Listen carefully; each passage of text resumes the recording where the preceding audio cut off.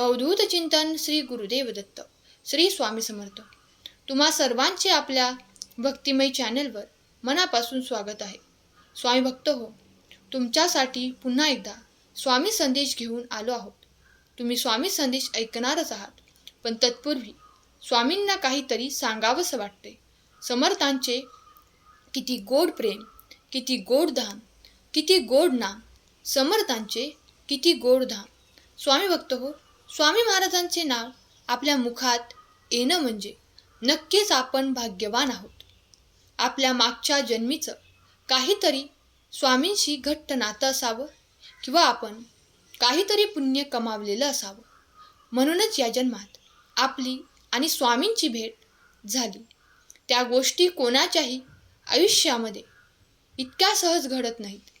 त्यामुळे स्वतःच्या आयुष्याला, स्वतःच्या नशिबाला दोष देण्यापेक्षा स्वतःच्या नशिबाचा गर्व बाळगा की आपण स्वामी भक्त आहोत. तर स्वामी महाराजांचे नाव ज्यांच्या मुखावर येतं त्यांच्या आयुष्याचं सोनं स्वामी महाराज स्वतः करत असतात. हा अनुभव नक्कीच तुम्हाला असेलच. पण तरीही स्वामींना आपण कधी कधी विसरतो. आपल्या संसाराच्या व्यापामध्ये स्वामींकडे आपण दुर्लक्ष करतो. पण तसं करता कामा नये. रोजच्या रोज आपल्या मुखातून स्वामींचे नावे निघायलाच हवं. स्वामी भक्तांनो, कोणालाही जन्म मृत्यूच्या फेऱ्यामध्ये अडकून राहायचे नाही. कारण सर्वांनाच मोक्ष प्राप्ती हवी आहे. त्यामुळे सतत नामस्मरण करत राहावे. स्वामी आणि बाळप्पा यांच्यामध्ये एकदा संवाद होतो. स्वामी माऊली म्हणतात, बाळ्या, अरे आमचे भक्त असले तरी मनुष्याला सत्कर्माने प्राप्त केलेले प्रारब्ध हे भोगावेच लागते. बाळप्पा महाराजांना विचारतात, यावर उपाय काय?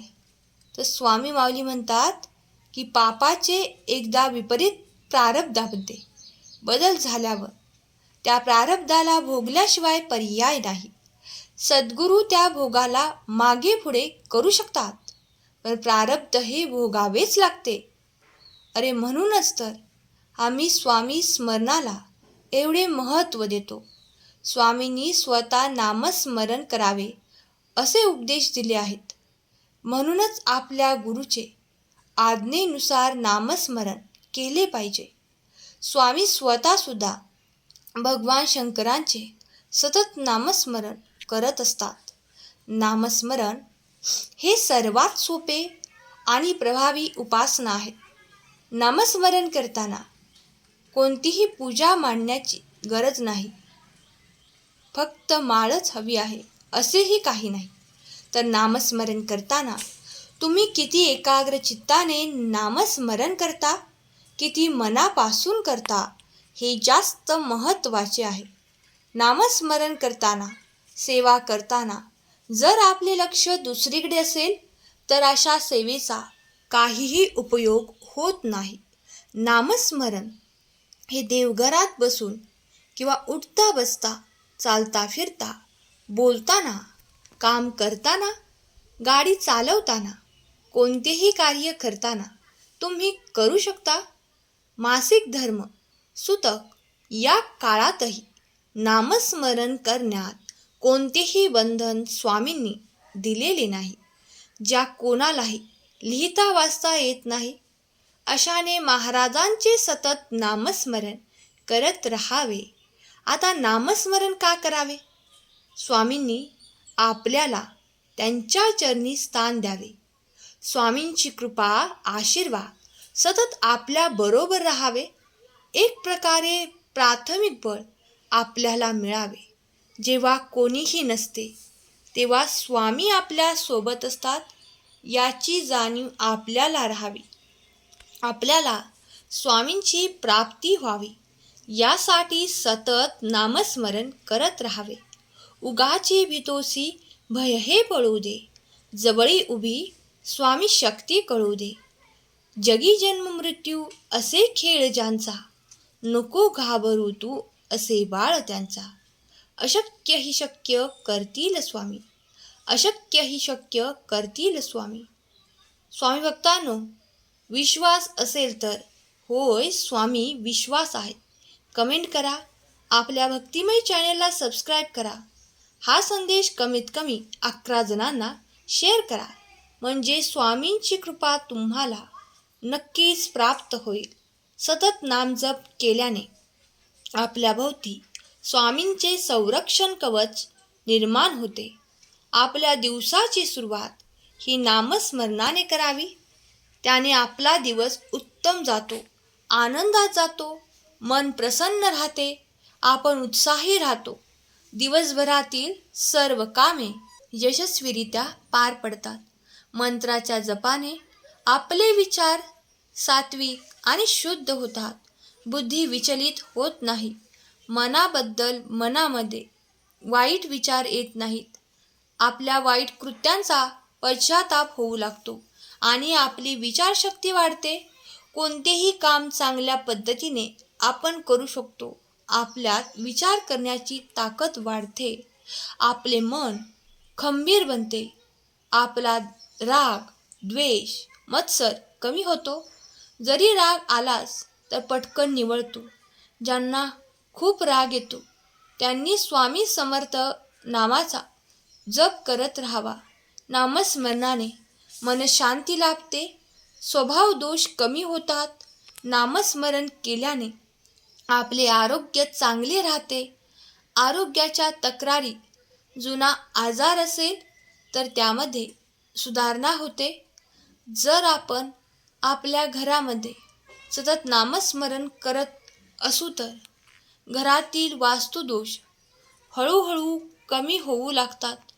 घरामध्ये पॉझिटिव्हिटी, सकारात्मक स्पंदने तयार झाल्याने घरातील वातावरण उत्साही आणि आनंदी, प्रसन्न बनते. बाहेरील बाधा किंवा कोणत्याही अघोरी वाईट प्रकारांपासून आपले संरक्षण होते. सतत नामस्मरण केल्याने आपल्या प्रारब्धाची तीव्रता कमी झाल्याने भविष्यातील संकटे सुद्धा दूर होतात. आणि संकटे आलीच तर त्यातून आपण लवकरच मार्ग काढू शकतो आणि आपल्याला तो मार्ग आपला भगवंत दाखवतो.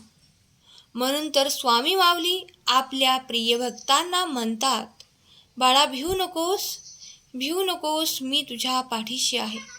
स्वामी सांगतात, प्रत्येक क्षण जगत असताना नवनवीन आनंद शोधण्याचा प्रयत्न करा. प्रत्येक क्षण, प्रत्येक तास, प्रत्येक दिवस हा परत न येणार असतो. त्यामुळे जे काही आपल्या वाट्याला आलं आहे ते भरभरून जगायला शिक. दुःख खूप आहे, तसे सुखही आहे, परंतु दुःखाकडे बघता बघता सुखाकडे बघण्यास विसरून जातोस आणि आनंद कशात आहे हे आपल्याला समजतच नाही. परंतु वेळ हा फुकट आहे, पण तरीही तो अमूल्य आहे. तो विकत घेता येत नाही, परत मिळवता येत नाही. तो जपून ठेवता येत नाही, घालवता येतो, साठवता येत नाही. त्यामुळे वेळेचा वापर कर, आनंदी जग. गेलेला वेळ पुन्हा मिळत नाही, म्हणून प्रत्येक क्षण जरा आनंदाने जग आणि आनंद वाटत जग. त्यामुळे या आयुष्यामध्ये येणारे वाईट प्रसंग जे आहेत त्याकडे नजर लावून बसण्यापेक्षा जे वाईट आहे त्याचा स्वीकार करा आणि त्यातून चांगलं कसं घडेल, आनंद कसा मिळवता येईल याचा विचार करा. नक्कीच तुमचं आयुष्य हे सुखाचंच होणार आहे. कारण भिवू नको, सदैव मी तुझ्या पाठीशी आहे. स्वामी भक्त हो, 3ही संदेश तुमच्यासाठी होते आणि 3ही संदेशामधून तुम्हाला मार्गदर्शन मिळालं आहे. आपले आयुष्य हे आपल्याला एकदाच मिळालेलं आहे आणि म्हणूनच ते जगत असताना आपल्याला आनंद कसा मिळेल, समाधान कसे मिळेल आणि या धावपळीच्या युगामध्ये आपल्याला शांतता कशी मिळेल याचा विचार करायचा आहे. आणि आपल्या मनाला जर शांतता हवी असेल तर स्वामींशिवाय पर्याय नाही. स्वामींच्या सानिध्यात जा. स्वामी जवळ बसले की सगळं मन मोकळं होतं आणि नवीन विचार करण्याची प्रेरणाही आपल्याला मिळते. स्वामी भक्त हो. हा संदेश तुम्हाला आवडला असेल तर संदेशाला लाईक करा आणि कमेंट बॉक्समध्ये श्री स्वामी समर्थ लिहायला विसरू नका. आणि असेच नवनवीन स्वामी संदेश ऐकण्यासाठी आपल्या भक्तिमय चॅनलला सबस्क्राईब करा. पुन्हा भेटूया नवनवीन संदेश घेऊन. तोपर्यंत स्वस्थ रहा, मस्त रहा आणि आपल्या स्वामींचे नामस्मरण करत रहा, सेवेत रहा. केलेली सेवा स्वामी माऊली चरणी अर्पण करते. आजचा संदेश शेवटपर्यंत ऐकल्याबद्दल धन्यवाद. श्री स्वामी समर्थ. जय जय स्वामी समर्थ. श्री गुरुदेव दत्त.